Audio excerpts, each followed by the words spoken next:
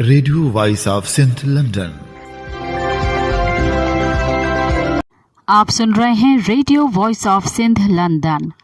خبروں، تجزیوں اور تبصروں پر مشتمل پروگرام آج کا احوال کے ساتھ میں آپ کی خدمت میں حاضر آپ کی میزبان شانزے۔ پروگرام کے آغاز میں آپ کے لیے دعا کہ آپ جہاں بھی رہیں خوش و خرم رہیں۔ 22 فروری 2024 جمعرات کے دن یہ programme radio voice of Sindh London کے اسٹوڈیو سے آپ کی خدمت میں براہ راست نشر کیا جا رہا ہے۔ سب سے پہلے حالات حاضرہ پر ایک نظر ڈالتے ہیں۔ نصیر آباد میں انسانی حقوق کے کارکن ہدایت لوہار کے قتل کی FIR 5 روز بعد بھی درج نہیں ہو سکی ہے۔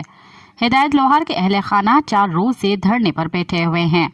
مظاہرین نے جامشورو لاڑکانہ شکارپور کے راستے پنجاب سے ملانے والی شاہراہ انڈس ہائی وے بلاک کر رکھی ہے۔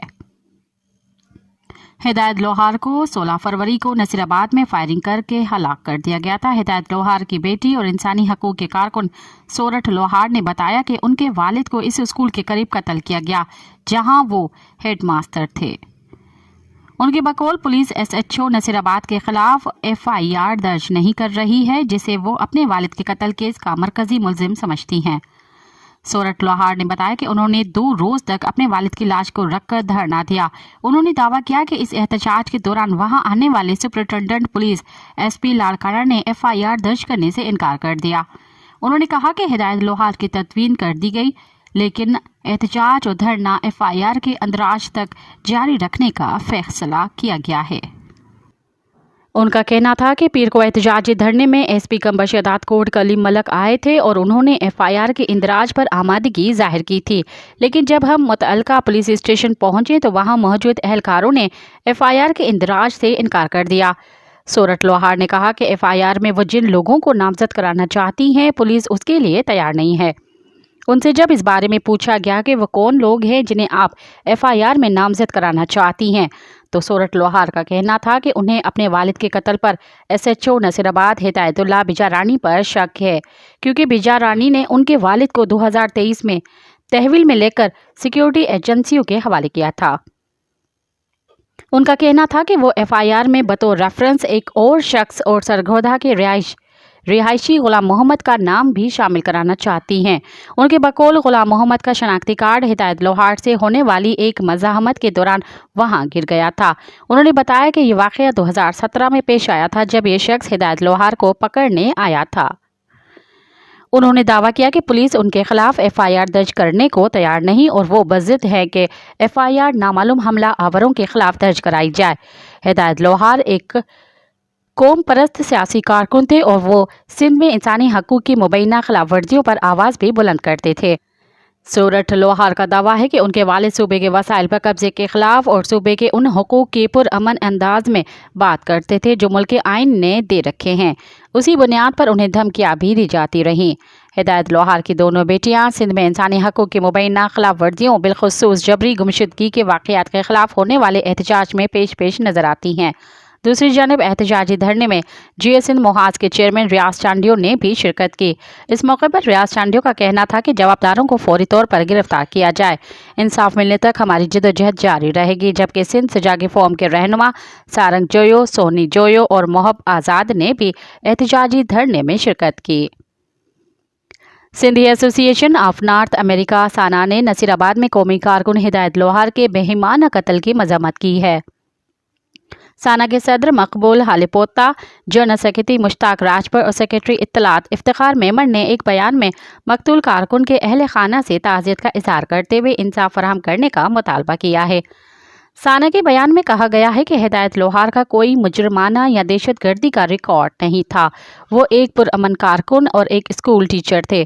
انہیں اپنے سیاسی نظریات اور سندھ کے لیے جدوجہد کے جرم میں قتل کیا گیا۔ سانا نے انسانی حقوق کے بین الاقوامی گروپوں بشمول اقوام متحدہ کے انسانی حقوق کی تنظیموں پر زور دیا کہ وہ سندھ میں انسانی حقوق کی سنگین خلاف جسا فارسر سندھ یونیورسٹی کی طرف سے ہدایت لوہار کے قتل کے خلاف احتجاجی ریلی نکالی گئی۔ احتجاجی ریلی میں مطالبہ کیا گیا کہ فوری طور پر قاتلوں کو گرفتار کیا جائے۔ ریلی کے شرکاء نے دیے جلا کر شہید ہدایت لوہار کو خراج عقیدت پیش کیا۔ قومی عوامی تحریک کے سربراہ ایاز لطیف علیجو نے کہا ہے کہ طاقت کا سرچشمہ عوام ہے۔ سندھ کی عوام سمجھتی ہے کہ دھاندلی کر کے کرپٹ مافیا کو مسلط کیا گیا ہے۔ جھوٹ پہ بنی ہوئی حکومت زیادہ دیر تک نہیں چل سکتی۔ اپنے بیان میں ایاز لطیف علیجو کا مزید کہنا تھا کہ عوامی مینڈیٹ پر لگا ہوا ڈاکہ کسی صورت قبول نہیں۔ جمہوریت کے نام پہ سوداگروں نے سندھ کو اور ملک کو نقصان پہنچایا ہے۔ حکمرانوں نے سندھ کو غلام بنانے کے لیے جہالت، غربت اور منشیات مسلط کر دی ہے۔ جو بندہ سندھ کے حقوق کی بات کرتا ہے، وسائل کی لوٹ مار کے خلاف بات کرتا ہے، ان کے راستے میں رکاوٹ ڈالی جاتی ہے۔ عوامی تحریک کے مرکزی صدر لال جروار، مرکزی نائب صدر ایڈوکیٹ ساجد حسین مہسر، مرکزی office secretary advocate Rahul Bhutto اور گھمر خان ظہور نے اپنے مشترکہ پریس بیان میں کہا ہے کہ اسٹیل مل کی قیمتی زمین اور مشینری فروخت کرنے کے بجائے اسے دوبارہ چلانے کے لیے درکار اقدامات لیے جائیں۔ سندھ کے 52,000 ایکڑ سے زائد زمین وفاق کے حوالے کرنے کے بعد ایکسپرٹ زون کے نام پر اسٹیل مل کی 13,000 ایکڑ زمین وفاق کے حوالے کرنے کا فیصلہ سندھ کے وجود پر حملہ ہے۔ جو نااہل حکمران PIA اسٹیل مل اور ریلوے چلانے کے اہل نہیں، وہ ملک کیسے چلائیں گے؟ وفاق نے پہلے دن سے ہی اسٹیل مل کی قیمتی زمین پر قبضہ کرنے کا منصوبہ بنایا تھا۔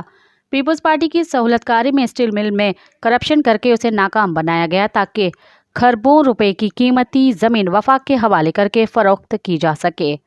سندھ کی زمین، وسائل اور پانی پر ڈاکہ ڈال کر پاکستان بنانے والی سندھی قوم کو دیوار سے لگانے کے منصوبوں پر عمل کیا جا رہا ہے۔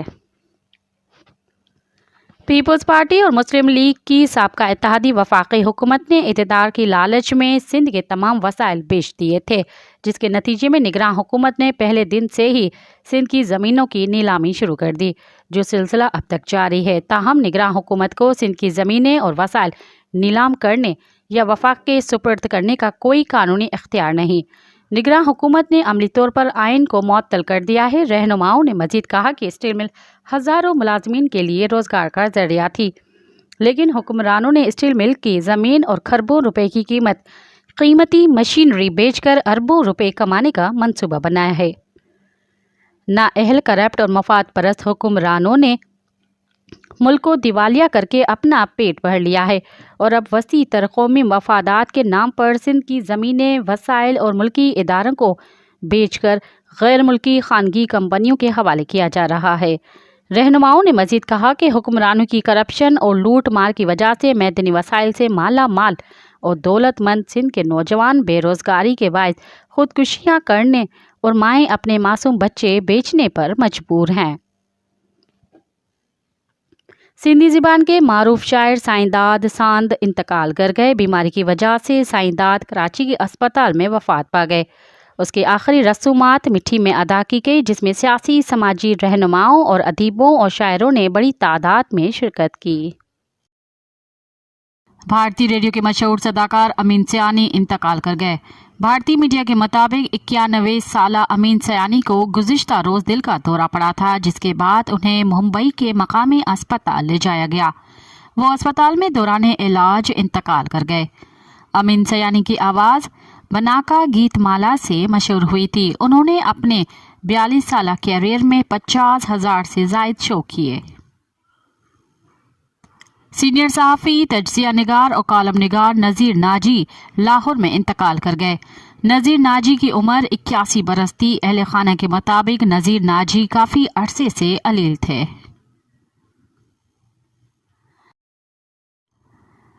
عالمی ادارہ صحت نے خبردار کیا ہے کہ اگر فوری اقدامات نہ کیے گئے تو سال کے آخر تک دنیا کے نصف سے زیادہ ممالک کو خسرہ کی وبا کا سامنا کرنا پڑ سکتا ہے۔ عالمی ادارہ صحت کے سینئر مشیر کا جینیوا میں پریس بریفنگ کے دوران کہنا تھا کہ کئی ممالک میں رواں سال لوگوں کو خسرہ سے بچاؤ کے ٹیکے نہیں لگائے گئے ہیں۔ انہوں نے کہا کہ خدشہ ہے کہ اگر ہم نے ان علاقوں میں جلد ویکسین نہیں پہنچائی تو ان علاقوں میں خسرہ پھیل سکتا ہے۔ عالمی ادارہ صحت کے اعداد و شمار کے مطابق گزشتہ سال دنیا بھر میں خسرہ کے کیسز 79% بڑھ کر 3 لاکھ سے زیادہ ہو گئے تھے۔ کراچی سے لاپتہ ہونے والے آزاد امیدوار نثار پنور اور بیٹا محسن پنور گھر پہنچ گئے۔ सिंध हाई कोर्ट में निसार पंवर और उनके बेटे मोहसिन पंवर और दीगर शहरियों की बाजियाबी से मुतल्लिक दरख्वास्तों पर समाअत हुई, जिसमें SSP ईस्ट और दीगर तफ्तीशी अफसरान पेश हुए। दोनों के घर पहुंचने की इत्तला उस वक्त आई जब हाई कोर्ट में बाजियाबी का मुकदमा सुना जा रहा था। अदालत के पूछने पर SSP ईस्ट ने कहा कि मुझे नहीं मालूम दोनों को कौन ले गया। दूसरी जानिब आज़ाद उम्मीदवार निसार पंवर के बेटे मंसूर पंवर ने एक्स पर पैगाम दिया कि वालिद निसार पंवर और भाई मोहसिन पंवर को छोड़ दिया गया है। 44% पाकिस्तानी अपनी माली हालत से परेशान हैं। इस बात का इंकशाफ मारूफ इदारे गैल्प पाकिस्तान के नए सर्वे में हुआ है। गैल्प पाकिस्तान ने अवामी आरा पर मुबनी ने नया सर्वे जारी कर दिया। सर्वे में 44% पाकिस्तानियों ने कहा कि वो अपनी माली हालत से परेशान हैं। 10 साल पहले के मुकाबले में वो माली तौर पर मजीद कमज़ोर हुए हैं। 35% पाकिस्तानियों की राय उसके बरअक्स रही। उनका कहना था कि वो माली तौर पर ज़्यादा मजबूत और खुशहाल हुए हैं। सर्वे में 16% ने 10 साल पहले के मुकाबले में कोई फ़र्क न आने का बताया और राय दी कि जैसी माली हालत पहले थी अब भी वैसी ही है। बलूचिस्तान में हुकूमत साजी पर मुशावरत के हवाले से मुस्लिम लीग नून और JUI वफद की मुलाकात की अंदरूनी कहानी सामने आ गई। दोनों जमायतों के वफूद के दरमियान मुलाकात में बलूचिस्तान में हुकूमत साजी पर मुशावरत की गई। Secretary general JUI Abdul Ghafoor Hydari का कहना था कि JUI और नून लीग कम अज़ कम बलूचिस्तान में हुकूमत बना सकती हैं। उस पर नून लीग के रहनुमा इसाक डार का कहना था कि हम तो चाहते ही थे कि मिलकर चला जाए, लेकिन मौलाना आपने बहुत देर कर दी। गुज़िश्ता 4 दिन से आपसे राब्ता कर रहे थे लेकिन राब्ता नहीं हुआ। इसाक डार का कहना था कि अब हमने पीपल्स पार्टी के साथ शराकत इक़्तिदार का मुआहिदा कर लिया है। नून लीग बलूचिस्तान में पीपल्स पार्टी के साथ मिलकर हुकूमत बनाने वाली है। इसाक डार ने मजीद कहा कि JUI और हमारा पुराना साथ है। हम गर्म सर्द मौसम में साथ चले हैं। JUI की पेशकश के हवाले से आला क़यादत को आगाह किया जाएगा। इसाक डार ने JUI वफद को जवाब दिया कि अब आला क़यादत ही इस पर कोई फैसला कर सकती है। कौमी एहतसाब ब्यूरो नेब की अदालत ने Sukkur नौशरफ Feroz motorway mega corruption case में गिरफ्तार साबिक डिप्टी कमिश्नर मटियारी अदनान रशीद समेत दीगर मुल्ज़मान पर फर्द जुर्म आयद कर दी। अदालत ने 14 मार्च तक गवाहों को तलबी के लिए नोटिस भी जारी कर दिए हैं। दौरान समाअत जेल में कैद मुल्ज़मान को वीडियो लिंक के जरिए पेश किया गया। याद रहे कि मटियारी और नौशरफ फेरोज करप्शन रेफरेंसेस एक साथ ही चलाए जा रहे हैं। इन रेफरेंसेस में तकरीबन 43 मुल्ज़मान नामजद हैं। सिंध पब्लिक सर्विस कमीशन ने महकमा तालीम सिंध में ग्रेड 16 की असामियों के लिए मुनक़दा मेरिट लिस्ट में पर्चा आउट होने की तहकीकात के लिए 2 रुकनी कमेटी तश्कील दे दी। Secretary Sindh public service commission का कहना था कि 2 रुकनी कमेटी 24 घंटे में रिपोर्ट तैयार करके जमा करवाएगी। कमेटी जिम्मेदारों के खिलाफ सजा का भी तयन करेगी। नोटिफिकेशन जारी कर दिया गया। इंटरनेट बंदिश केस में chief justice Sindh high court Aqeel Ahmad Abbasi ने अहम रिमार्क्स देते हुए कहा कि ड्राइंग रूम में बैठकर ओहदे बांटने थे तो इलेक्शन कराने की क्या ज़रूरत थी। 8 फरवरी 2024 को होने वाले आम इंतखाबात के दौरान इंटरनेट सर्विस किए जाने से मुतल्लिक दरख्वास्त पर सिंध हाई कोर्ट में समाअत हुई। समाअत के दौरान chief justice Sindh high court ने कहा कि जिस तरह आप लोगों ने इलेक्शन कराए हैं पूरी दुनिया तारीफ कर रही है। इंटरनेशनल मीडिया भी दुनिया को बता रहा है पाकिस्तान में किस तरह के इलेक्शन हुए हैं। इंटरनेट जहां भी नहीं चल रहा, वहां भी नहीं चल रहा, कहीं भी नहीं चल रहा। उन्होंने कहा कि लगता है कि जिस तरह के इलेक्शन कराए हैं बंदर बांट करके कब्र पर फूल नहीं चढ़ा देते।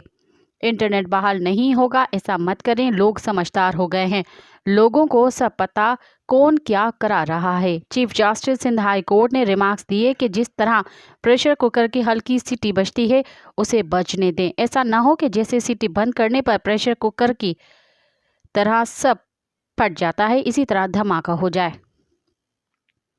उन्होंने कहा कि सदर मुमलिकत कौन होगा, वजीर आज़म कौन होगा, गवर्नरशिप किसकी दी जाएगी। अगर इस तरह करना था तो इलेक्शन क्यों कराए हैं। ड्राइंग रूम में बैठकर ओहदे बांटने थे तो इलेक्शन कराने की क्या ज़रूरत थी। Chief justice Sindh high court ने कहा कि आप लोग ताकतवर हैं, जैसी प्लानिंग करते हैं वैसा कर लेते हैं। इंटरनेट बंद करके दुनिया में अपना क्यों तमाशा बना रहे हैं। ऐसा लगता है अदालतें, सारे इदारे بے وقت ہو چکے ہیں کون ملک چلا رہا ہے۔ پاکستان میں سیاسی جماعتوں کے درمیان حکومت سازی کے معاملے پر امریکہ کا رد عمل بھی سامنے آ گیا ہے۔ امریکہ نے نئی حکومت کی تشکیل کو پاکستان کا اندرونی معاملہ قرار دیتے ہوئے کہا کہ نئی حکومت کی تشکیل پاکستان کا اندرونی معاملہ ہے، ہم پاکستان کے اندرونی معاملات میں مداخلت نہیں کرنا چاہتے۔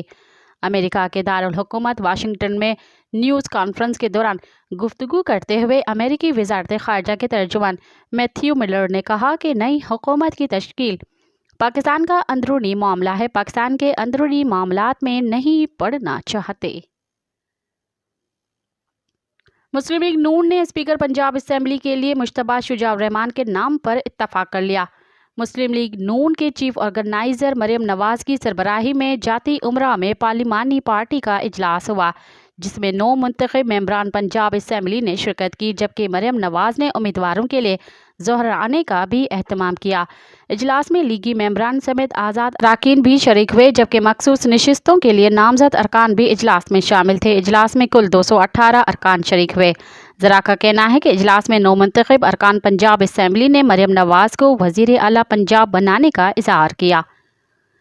دوسری جانب مسلم لیگ نون نے اسپیکر پنجاب اسمبلی کے لیے مشتبہ شجاع الرحمان کے نام پر اتفاق کر لیا ہے، جبکہ ڈپٹی اسپیکر پنجاب اسمبلی کے لیے ظہیر چنڑ کا نام زیر غور ہے۔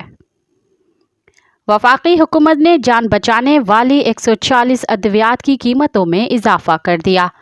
حکومت کی جانب سے ادویات کی قیمتوں میں اضافے کا نوٹیفیکیشن جاری کر دیا گیا ہے، جس کے مطابق کینسر ویکسین اور اینٹی بائیوٹک دواؤں کی قیمتیں بڑھائی گئی ہیں۔ وزارت صحت کے حکام کا کہنا ہے کہ ڈرگ ریگولیٹری اتھارٹی نے حکومت کو 262 ادویات کی قیمتیں بڑھانے کی سمری بھیجی تھی، تاہم حکومت نے لسٹ میں شامل جان بچانے والی 140 ادویات کی قیمتوں میں اضافہ کیا ہے۔ حکومت سازی کے لیے مسلم لیگ نون اور پیپلز پارٹی کے درمیان معاملات طے پا گئے ہیں۔ اسلام آباد میں شہباز شریف اور آصف زرداری کے ہمراہ پریس کانفرنس کرتے ہوئے بلاول بھٹو زرداری کا کہنا تھا کہ پیپلز پارٹی اور نون لیگ نے حکومت سازی کے لیے اپنے نمبر پورے کر لیے ہیں۔ وزیر اعظم کے لیے شہباز شریف دونوں پارٹیوں کے متفقہ امیدوار ہوں گے، جبکہ آصف زرداری صدر کے لیے مشترکہ امیدوار ہوں گے۔ دونوں جماعتوں کے درمیان معاملات طے پا گئے ہیں۔ ذرا کے مطابق چیئرمین سینٹ پیپلز پارٹی اور ڈپٹی چیئرمین نون لیگ کا ہوگا، جبکہ اسپیکر قومی اسمبلی نون لیگ اور ڈپٹی اسپیکر پیپلز پارٹی کا ہوگا۔ بلوچستان کا وزیر اعلیٰ پیپلز پارٹی کا ہوگا۔ نون لیگ اور پیپلز پارٹی مل کر حکومت بنائے گی۔ ذرا کا کہنا ہے کہ گورنر سندھ اور بلوچستان نون لیگ اور گورنر پنجاب پیپلز پارٹی کا ہوگا۔ ذرا نے بتایا کہ پیپلز پارٹی پنجاب کی صوبائی کابینہ میں بھی شامل نہیں ہوگی۔ عوامی نیشنل پارٹی کے رہنما ایمل ولی خان نے کہا کہ ہمیں الیکشن میں دیوار سے لگانے والوں کے گریبان میں ہاتھ ڈالیں گے۔ عوامی نیشنل پارٹی کے احتجاجی مظاہرے سے ایمل ولی خان نے خطاب کرتے ہوئے کہا کہ ہمارا ہر قدم آئین، قانون اور دستور کے اندر ہوگا۔ ہم نہ ریاست سے لڑائی کرنا چاہتے ہیں اور نہ کسی ادارے سے۔ آئین پاکستان یہ کہتا ہے کہ سیاست میں فوج کی مداخلت نہیں ہونی چاہیے۔ ایمل ولی خان نے کہا کہ باچا خان نے 1903 میں اپنی قوم کی خاطر ایک اعلان کیا تھا۔ میں یہ سمجھتا ہوں کہ عوامی نیشنل پارٹی اسی طرف رواں دواں ہے۔ ریاست اور اسٹیبلشمنٹ کے کھیل کے خلاف صوابی کے لوگوں نے اعلان جنگ کر دیا۔ خطاب کرتے ہوئے ایمل ولی خان نے کہا کہ آج سے عوامی نیشنل پارٹی محمد علی جناح کی تحریک کا آغاز کر رہی ہے۔ باچا خان، ولی خان سے لے کر آج تک ہم سب جیلیں کاٹ رہے ہیں۔ عوامی نیشنل پارٹی طاقت کی سیاست نہیں کرتی۔ انہوں نے کہا کہ ان لوگوں نے الیکشن مینج کر کے ہمیں دیوار سے لگا دیا۔ عوامی نیشنل پارٹی پاکستان کے اعلیٰ تر مفاد میں اب اس نظام کے ساتھ چلنے کو تیار نہیں۔ آئیں عہد کرتے ہیں کہ اگر ہمیں جیل میں بھی جانا پڑے تو ہم یہ حق حاصل کر کے رہیں گے۔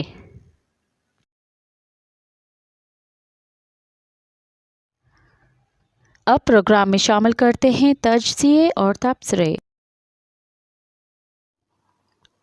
بلوچستان اور خیبر پختونخوا میں قوم پرست جماعتوں کو شکست کیوں ہوئی اور صوبوں پر اس کے کیا اثرات ہو سکتے ہیں، اس صورتحال پر پیش کرتے ہیں محمد قاسم اور عزیز اللہ خان کی رپورٹ۔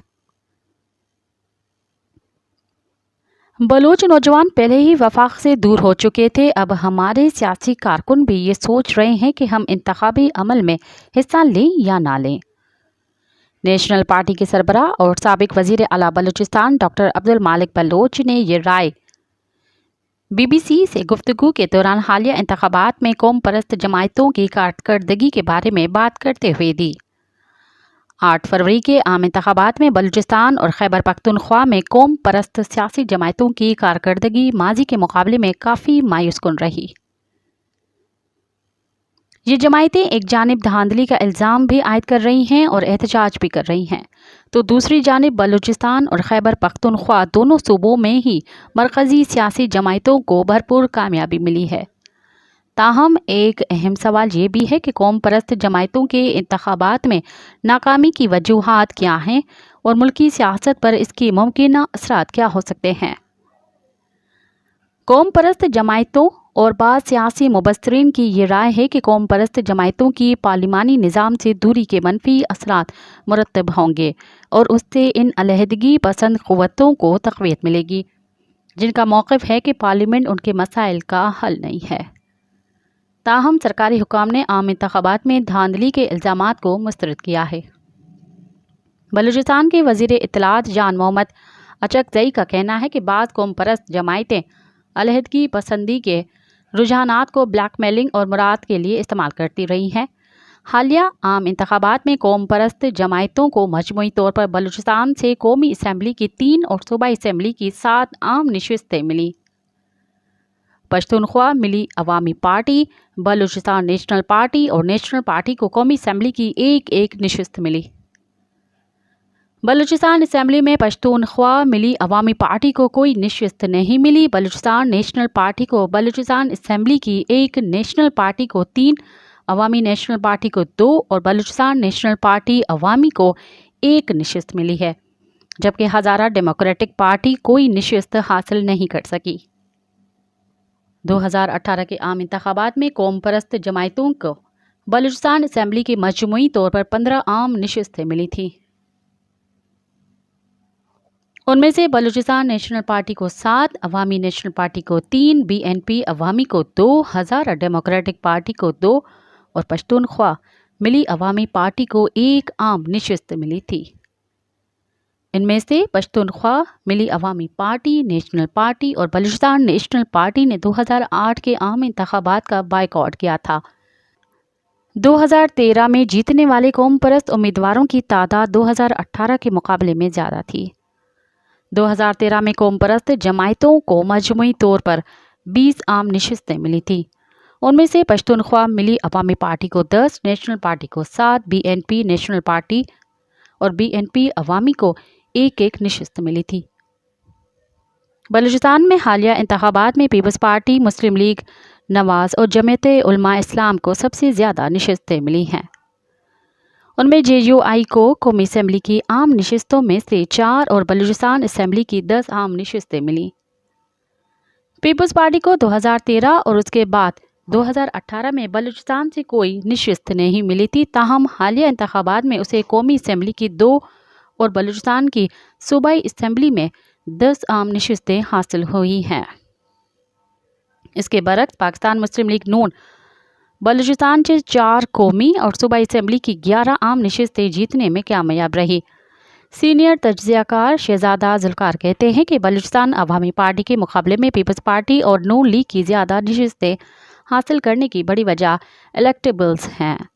ان کا کہنا تھا کہ جب 2018 سے قبل الیکٹیبلز نے یہ دیکھا کہ ہوا کا رخ بلوچستان عوامی پارٹی کی جانب ہے تو وہ نواز لیگ کو چھوڑ کر بی اے پی میں چلے گئے، لیکن جب انہوں نے دیکھا کہ اب ہوا کا رخ نواز لیگ اور پیپلز پارٹی کی جانب ہے تو انہوں نے پھر ان جماعتوں کا رخ کر لیا، جس کی وجہ سے بی اے پی کو کم اور ان کے مقابلے میں نواز لیگ اور پیپلز پارٹی کو زیادہ نشستیں ملی۔ بلوچستان نیشنل پارٹی کے سردار اختر مینگل کا کہنا ہے کہ اب جس پارٹی کو آشیرواد حاصل تھا ان میں سے کسی کو بلوچستان میں 10 نشستیں دی گئیں تو کسی کو 11 نشستیں۔ بی این پی کے سربراہ نے کہا کہ جو سیاسی جماعتیں انتخابی مہم میں بلوچستان میں لوگوں کو کسی جلسے کے لیے اکٹھا نہیں کر سکے تو وہ ووٹروں کو ووٹ ڈالنے کے لیے کس طرح نکال سکتے تھے۔ بلوچستان میں بلاول بھٹو روزاداری صرف 1-2 جگہ گئے، جن میں ایک خوزدار تھا، جہاں بڑے پیمانے پر اخراجات کے باوجود وہ 4000 کرسیاں بھی نہیں بھر سکے۔ انہوں نے وہاں خالی کرسیوں سے خطاب کیا۔ ان کا کہنا تھا کہ بلوچستان میں احساس محرومی پہلے سے بہت زیادہ ہے، جس کا ازالہ کرنے کے بجائے لوگوں کے مینڈیٹ پر ڈاکہ ڈالا گیا، جو کہ یہاں کے لوگوں کے زخموں پر نمک پاشی کے مترادف ہے۔ شہزادہ ذوالفقار نے مزید کہا کہ یہ بات درست ہے کہ ماضی میں قوم پرست جماعتوں کی نشستیں کبھی ایک، دو کم اور کبھی زیادہ ہوتی رہی ہیں، لیکن اس مرتبہ کے نتائج سے یہ لگتا ہے کہ ان کی تعداد کو کم کیا گیا۔ سردار اختر مینگل نے کہا کہ بلوچستان میں عسکریت پسند کہتے ہیں کہ اسمبلیوں میں مت جاؤ کیونکہ وہاں سے کچھ نہیں ملتا۔ نیشنل پارٹی کے سربراہ ڈاکٹر مالک بلوچ نے الزام لگایا کہ میں یہ سمجھتا ہوں کہ ایک منصوبے کے تحت قوم پرستوں کو اسمبلیوں سے باہر رکھا گیا۔ حالیہ انتخابات میں خیبر پختونخوا میں 3 پشتون قوم پرست جماعتیں صرف ایک ہی نشست جیت پائی ہیں اور یہ عوامی نیشنل پارٹی کے حصے میں آئی ہے۔ عوامی نیشنل پارٹی اور آفتاب احمد شیرپاؤ کی جماعت 2018 کے انتخابات میں بھی کوئی خاطر خواہ کامیابی حاصل نہیں کر پائی تھی۔ حالانکہ سال 2008 کے انتخابات کے بعد عوامی نیشنل پارٹی نے پیپلز پارٹی کے ساتھ مل کر صوبے میں حکومت قائم کی تھی۔ نیشنل ڈیموکریٹک پارٹی کے رہنما اور سینئر سیاستدان بشرا گوہر کا کہنا ہے کہ پختون قوم پرست جماعتوں اور قائدین کے خلاف ایک منظم منصوبہ بندی کی گئی اور ان کو انتخابات میں دبا کر پارلیمان سے باہر رکھا گیا۔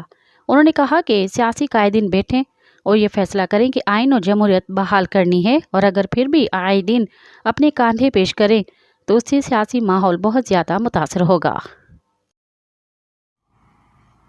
کیا پاکستان میں جمہوریت زندہ رہے گی کے عنوان سے ہما یوسف نے لکھا، کسی ملک کی جمہوریت جانچنے کا بہترین طریقہ عام انتخابات ہیں۔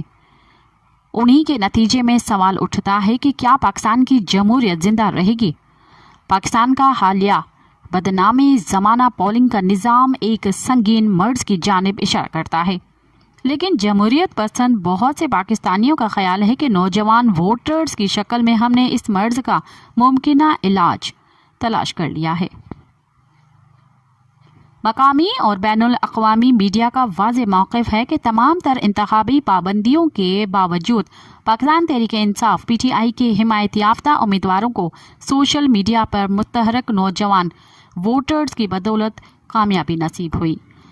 ٹک ٹاک کی ویڈیوز اور مصنوعی ذہانت کے ذریعے انتخابی مہم نے اشرافیہ کے اداروں اور ان کے ذاتی مفادات کا پردہ چاک کیا ہے۔ احسن اقبال نے انتخابی نتائج کو روایتی سیاست کے خلاف نوجوانوں کی بغاوت قرار دیا اور پرانی جماعتوں کو اس حوالے سے اپنی تنظیمی ڈھانچے میں جگہ بنانے پر زور دیا۔ لیکن کیا جمہوریت کا زوال کسی طرح نسلی اعتبار سے منسلک ہے؟ دیکھا جائے تو کچھ حوالوں سے ان انتخابات میں نوجوانوں کا کلیدی کردار رہا، کیونکہ ہماری موجودہ ملکی آبادی کی اوسط عمر 22.7 سال ہے اور اس سال 5.68 اہل ووٹرز کی عمر 35 سال سے کم تھی۔ لیکن کیا ہمارے نوجوان ووٹرز مربوط انداز میں متحرک نظر آئے؟ انتخابات ہیجان خیزی اور گھٹن ختم کرتے ہیں۔ رواں سال کے انتخابات میں مزاحمت کا عنصر سامنے آیا، جو کہ عمران خان کے انتشار کی سیاست سے مماثلت رکھتا ہے۔